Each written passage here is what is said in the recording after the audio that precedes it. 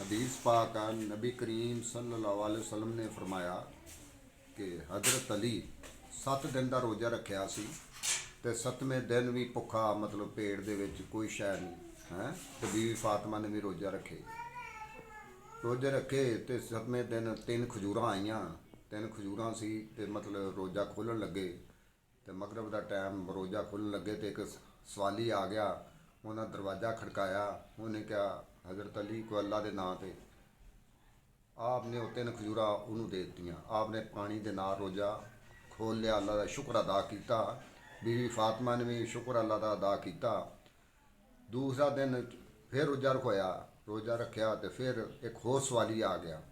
उन्हें क्या हज़रत अली अल्लाह के नाँ ते उन्हें फिर जड़ा घर खाना सी वो उसनूं पेश कर दिता, सवाली नूं पेश कर दिता दूसरी दफ़ा।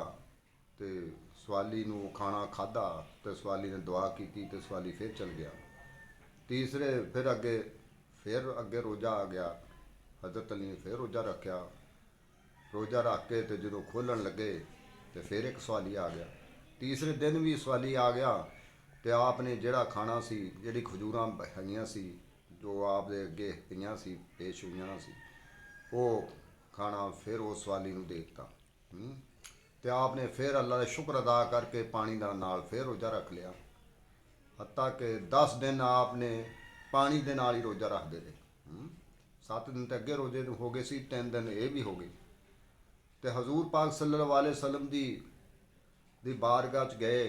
उन्हें कहा या रसूलल्लाह सल्लल्लाहु अलैहि वसल्लम 7 दिन तो अगे हो गए सी तो 3 दिन आए सवाली आंदा रहा तो जो भी खाना सी तो असां वो पेश कर देंदे रहे तो असां पानी के नाल रोज़ा रखते रहे। हजूर पाक सल्लल्लाहु अलैहि वसल्लम ने फरमाया अल्लाह ताला ताडे सबर की इंतहा देखना चाहता सी भी मेरे हज़रत अली च कितना सबर आ।